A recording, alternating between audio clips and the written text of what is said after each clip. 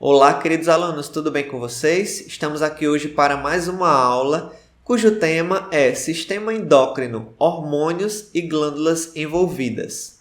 Os objetivos desta aula são conhecer o sistema endócrino, estruturas e funcionamento, bem como compreender a atuação de hormônios no corpo humano. Dois conceitos muito importantes para esta aula de hoje são os conceitos de glândulas e de hormônios. Glândulas são estruturas formadas por células que secretam substâncias, que liberam substâncias.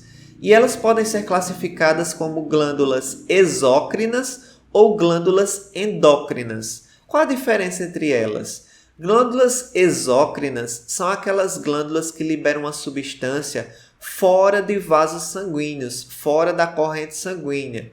Por exemplo, as glândulas sudoríparas são glândulas que produzem suor. E o suor é liberado onde? Fora de vasos sanguíneos, certo? Para fora do corpo especificamente.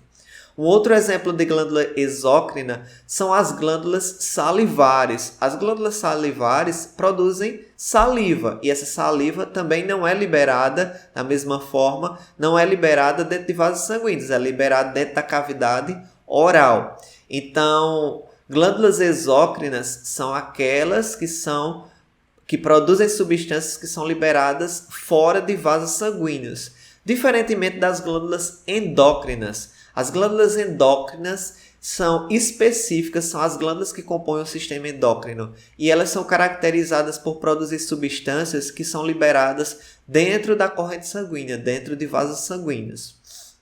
E o segundo conceito que eu falei para vocês, que era muito importante nessa aula de hoje, era o conceito de hormônio, de hormônios. O que são hormônios? São substâncias produzidas por glândulas endócrinas que exercem um efeito sobre uma ou mais partes do corpo. E é esse também o papel do sistema endócrino do nosso corpo. Nosso sistema endócrino ele é composto por uma série de glândulas endócrinas e essas glândulas têm o papel de controle do nosso corpo, controla diversas funções no nosso corpo, como veremos mais adiante. E um exemplo bem típico de hormônios é esse hormônio aqui, dessa imagem, que é o hormônio adrenalina. Agora eu vou falar para vocês um pouco sobre cada uma das glândulas endócrinas que compõem o nosso sistema endócrino, tá bom? A primeira glândula que eu vou comentar aqui com vocês é a hipófise. A hipófise é conhecida como glândula mestra do organismo. Por quê? Porque ela tem o poder de controlar outras glândulas endócrinas do nosso corpo.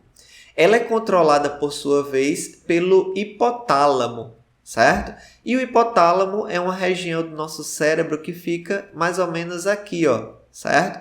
Aqui abaixo do hipotálamo fica a hipófise, que é a glândula que estamos comentando agora, e acima dele fica essa parte do cérebro chamada de hipotálamo, que tem a função de controlar a hipófise. E os hormônios da hipófise têm um papel fundamental do nosso corpo. Eles controlam o crescimento do corpo, o desenvolvimento de glândulas mamárias, a reabsorção de águas nos rins, certo? Então, todo esse controle ele é feito por essa glândula chamada de hipófise. Uma outra glândula muito importante é a glândula tireoide. A tireoide é uma glândula fortemente relacionada ao metabolismo do nosso corpo. Ou seja, o que é o metabolismo? É o conjunto de reações químicas que está acontecendo o tempo todo no nosso corpo. A tireoide atua no crescimento e desenvolvimento de crianças e adolescentes, no peso, na memória, na regulação dos ciclos menstruais, na fertilidade, na concentração, no humor e no controle emocional, além de muitas outras funções, tá bom? Aqui são só alguns exemplos do que a tireoide, do que os hormônios da tireoide são capazes de atuar. Onde é que a tireoide fica localizada? Fica localizada na parte anterior do pescoço, ou seja, na frente aqui, na região da frente do pescoço, logo abaixo do pomo de Adão. Então, como vocês estão vendo aqui na imagem, isso aqui é mais ou menos a localização da nossa tireoide.